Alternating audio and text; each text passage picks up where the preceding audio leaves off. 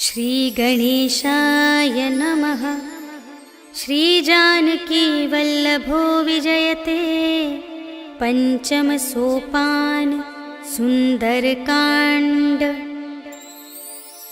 शान्तं शाश्वतमप्रमेयमनघं निर्वाण शान्तिप्रदं ब्रह्मा शम्भुफणीन्द्रसेव्यमनिशं वेदान्तवेद्यं विभुं रामाख्यं जगदीश्वरं सुरगुरुं मायामनुष्यं हरिं वन्देऽहं करुणाकरं रघुवरं भूपालचूडामणिं। नान्या स्पृहा रघुपतेर्हृदयस्मदीये सत्यं वदामि च भवानिखिलान्तरात्मा।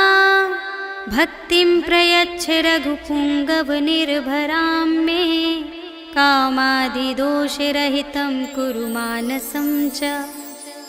अतुलितबलधामं हेमशैलाभदेहं धनुजवनकृशानुं ज्ञानिनामग्रगण्यं सकलगुणनिधानं वानराणामधीशं रघुपतिप्रियभक्तं वातजातं नमामि।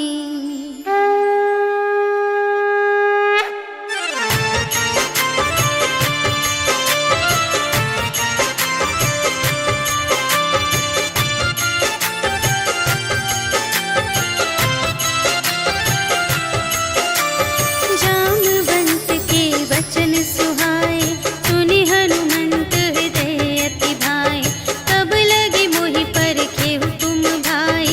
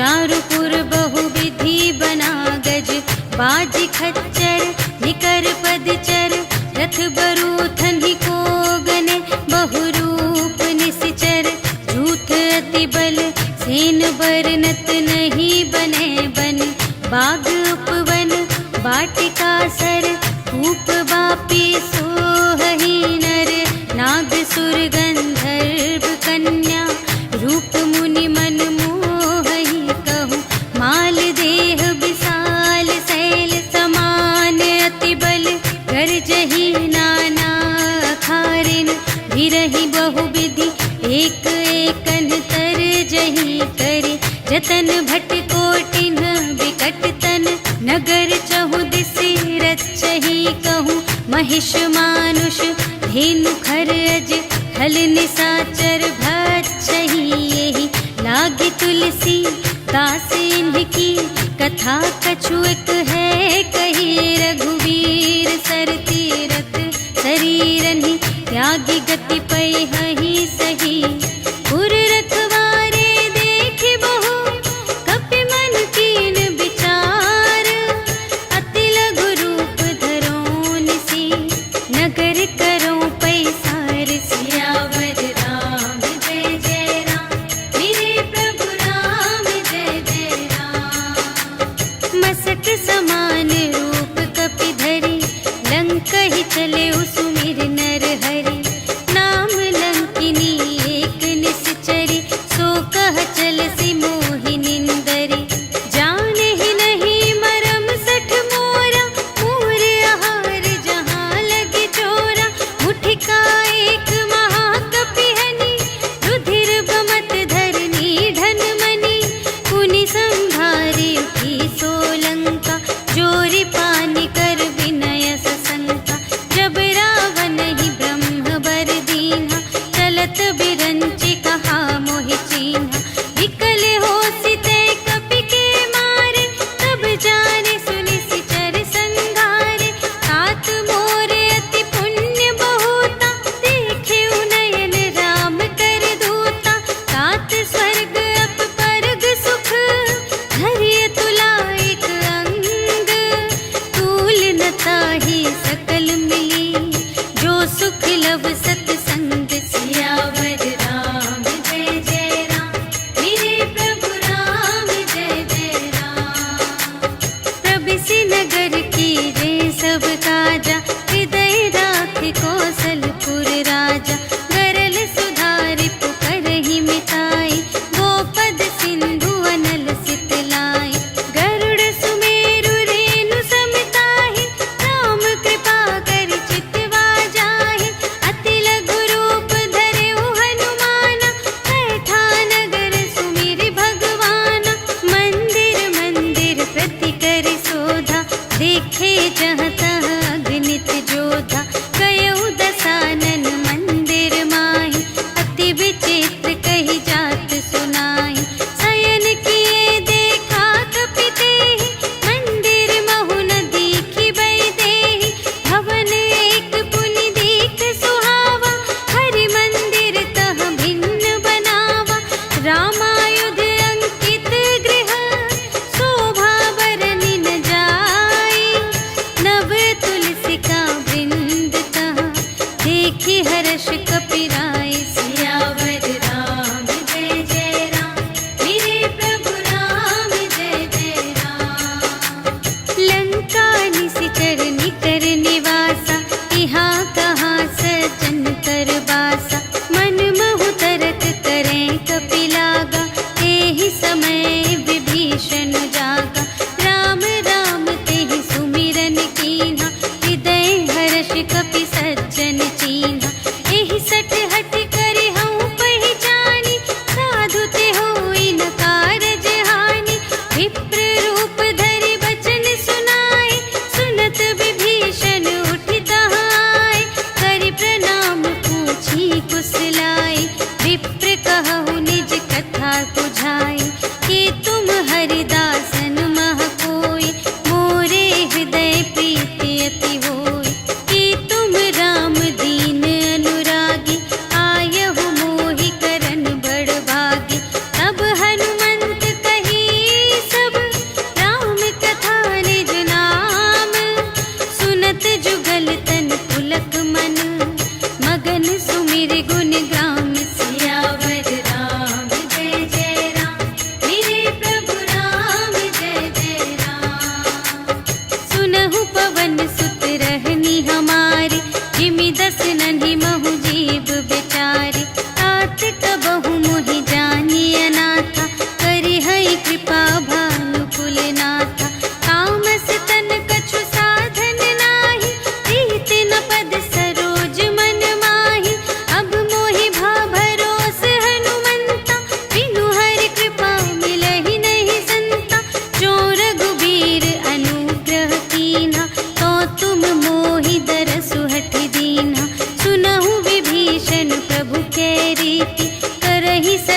सेवक पर प्रीति।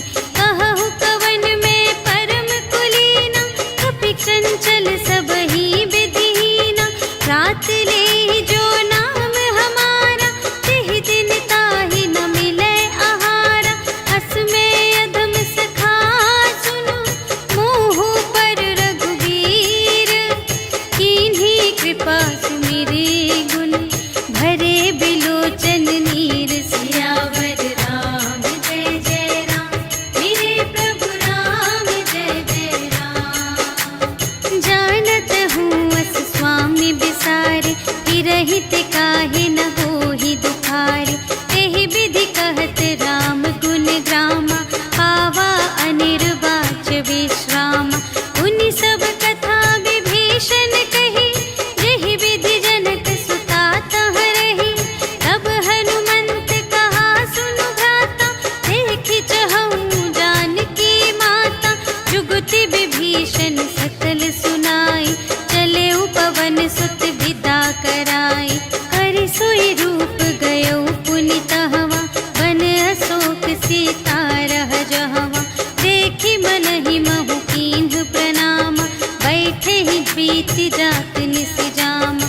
इस तनु शीस जटाइक बेनी, जपति हृदय रघुपति गुण श्रेणी। निज पद नयन दिए मन, राम पद कमल लीन। परम दुखी भा पवन सुत, देखि जानकी दीन। सियावर राम जय जय राम, मेरे प्रभु राम जय जय राम। तरु पल्लव महु रहा लुकाई, करई विचार करूँ का भाई। तेहि अवसर रावण तह आवा, संग नारी बहु किए बनावा। बहु विधि खल सीतहि समुझावा, साम दान भय भेद दिखावा। कह रावण सुन सुमुखि सयानी, मंदोदरी आदि सब रानी। तब अनुचरी करऊँ पन मोरा, एक बार बिलोक ममोरा। त्रिन धरि ओट कहति वैदेही, सुमिरि अवधपति परम स्नेही। सुनु दस मुख खद्योत प्रकाशा, कबहु के नलिनी करई विकासा। अस मन समुझ कहते जानकी, खल सुध नहीं रघुबीर बानिकी। सठ सूने हरियाने ही मोहि, अधम निलज्ज लाज नहीं तोहि। आपु ही सुनि खद्योत सम, राम ही भानु समान। परुष बचन सुनि काढ़े अस, बोला अति खिसियान। सियावर राम जय जय राम, मेरे प्रभु राम जय जय राम। सीता ते मम कृत अपमाना, कटिहउँ तव सिर कठिन कृपाना। नाही त सपदि मानु मम बानी, सुमुखी होती नत जीवन हानि। श्याम सरोज दाम सम सुंदर, प्रभु भुज करि कर सम दस कंधर। सो भुज कंठ की तब असी घोरा, सुनु सठ अस प्रवान पन मोरा। चंद्रहास हरु मम परितापम, रघुपति बिरह अनल संजातम। शीतल निसित बहसि बरधारा, कह सीता हरु मम दुख भारा। सुनत बचन पुनि मारन धावा, भय तनया कहि नीति बुझावा। कहिसि सकल निश्चरिन्ह बुलाई, सीतहि बहु विधि त्रासहु जाई। मास दिवस महु कहा न माना, तो मैं मार बिकाढ़ी कृपाना। भवन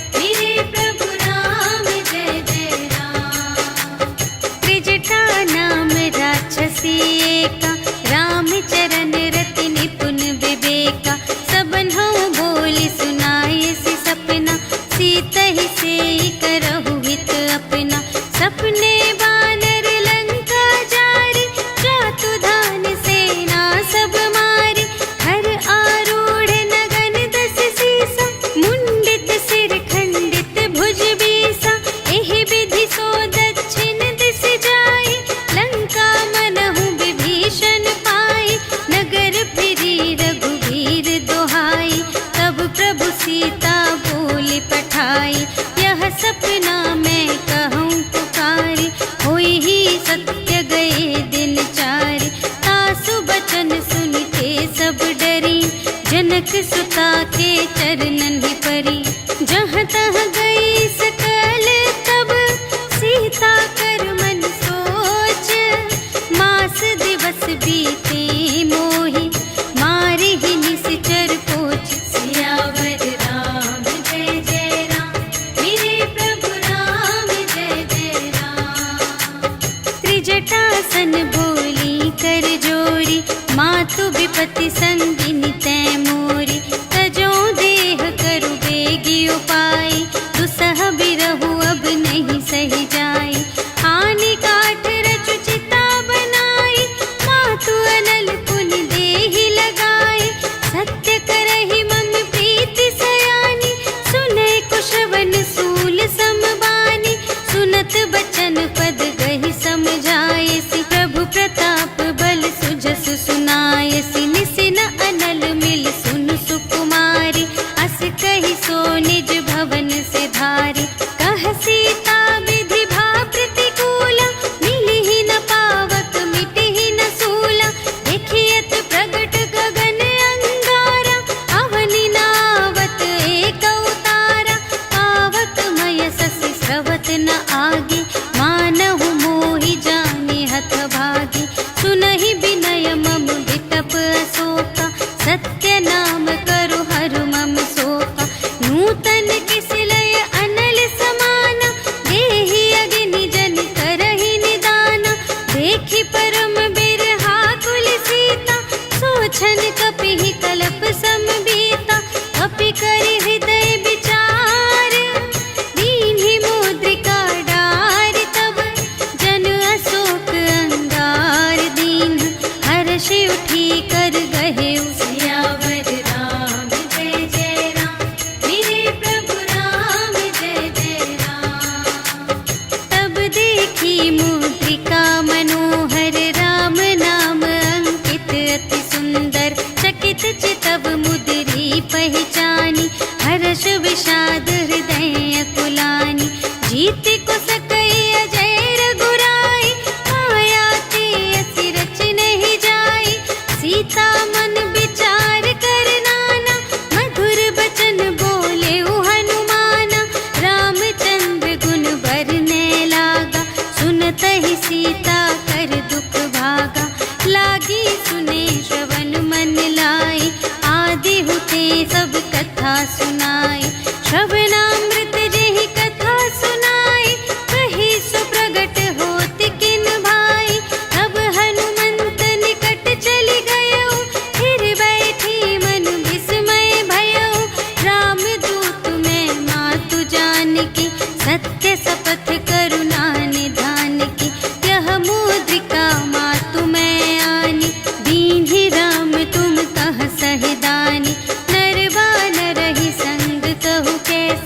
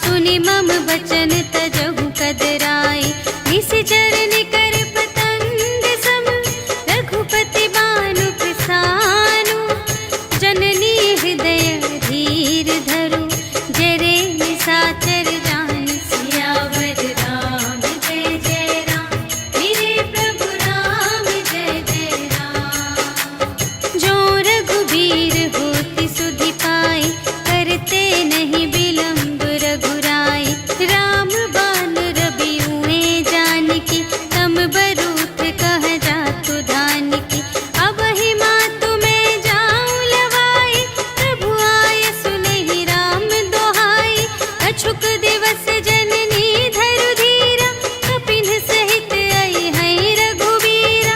निशिचर मारि तोहि लय जय है, तिहु पुर नारद आदि जसु गए हैं। है सुत कपि सब तुम्हि समाना, जातु धान अति भट बलवाना। मोरे हृदय परम संदेहा, सुनि कपि प्रगट कीन्ह निज देहा। कनक भूधरा कार शरीरा, समर भयंकर अति बलबीरा। सीता मन भरोस तब भयउ, पुनि लघु रूप पवन सुत लयउ। सुनु माता शाखा मृग, नहीं बल बुद्धि विशाल।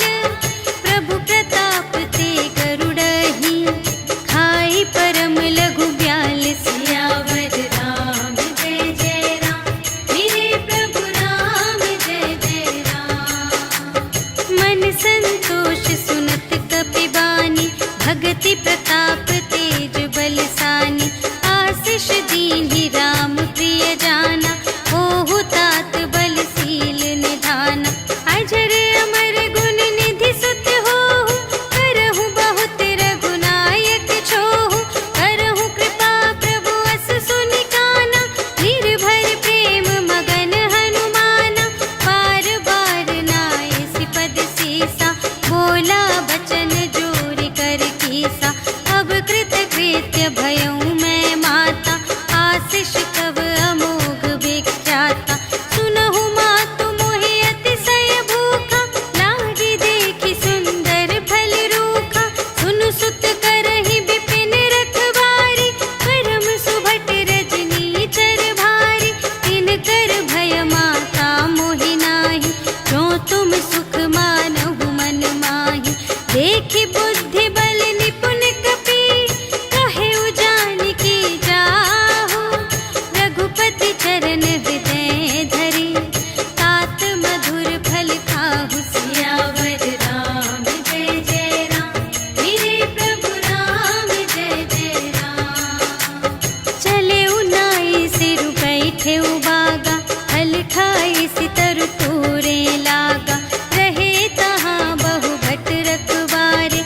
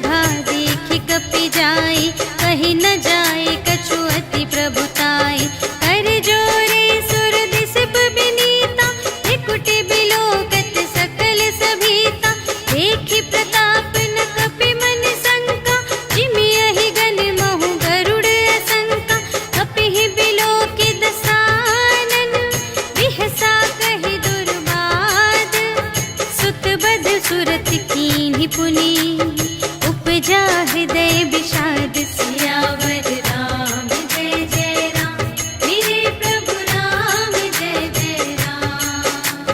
कहलन केस कवन तय कीसा, एहि के बल घाले सिबन कीसा। कीधो श्रवण सुने ही नहीं मोहि, देखऊं अति असंत सठ तोहि। मारे निश्चर के ही अपराधा, कहु सठ तोहि न प्राण कई बाधा। सुनु रावण ब्रह्मांड निकाया, आई जासु बल बिरचति माया। जाके बल बिरंच हरीसा, पालत सृजत हरत दस सीसा। जा बल शीस धरत सहसानन, अंड कोश समेत गिरि कानन। धरई जो विविध देह सुर त्राता, तुमसे सठन सिखावन दाता। हर को दंड कठिन जेहि भंजा, तेहि समेत नृप दल मद गंजा। हर दूषण त्रिशिरारु बाली, बधे सकल अतुलित बलशाली। जाके बल लवलेस ते, जितेहु चराचर झारे। आसु दूत में जा करी, हरियानेहु प्रिय नारी। सियावर राम जय जय राम, मेरे प्रभु राम जय जय राम। जानू मैं तुम्हारे प्रभुताई, सहस बाहु सन परी लराई। समर बाल सन करि जसु पावा, सुनि कपि बचन बिहसि बिहरावा। आयऊ फल प्रभु लागे भूखा, कपि सुभाव ते तोरेउ रोका। सबके देह परम प्रिय स्वामी, मारहि मोहि कुमारग गामी। जिन्ह मोहि मारा ते मैं मारे, एहि पर बांधे तनय तुम्हारे। मोहि न कछु बांधे कैलाजा, कीन्ह चहु निज प्रभु कर काजा। विनती करऊं जोर कर रावण, सुनहु मान तजि मोर सिखावन। देखहु तुम निज कुल ही बिचारी, धन तज भजहु भगत भयहारी। जाके डर अति काल डेराए, जो सुर असुर चराचर खाए। आसो भय रुक बहु नहीं कीजे, मोरे कहे जाने की दीजे। प्रणत पाल रघुनायक, करुणा सिंधु खरारे। गए शरण प्रभु राखी हैं, तब अपराध बिसार। सियावर राम जय जय राम, मेरे प्रभु राम जय जय राम। राम चरण पंकज उर धरहु, लंका चल राज तुम करहु। ऋषि पुलस्त्य जसु विमल मयंका, तेहि ससि महु जनि होहु कलंका। राम नाम बिनु गिरा न सोहा, देखु विचार त्यागी मद मोहा। बसनहीन नहीं सोह सुरारी, सब भूषण भूषित बर नारी। राम विमुख संपत्ति प्रभुताई, जाई रही पाई बिनु पाई। सजल मूल जिन्ह सरितन नाही, बरषि गए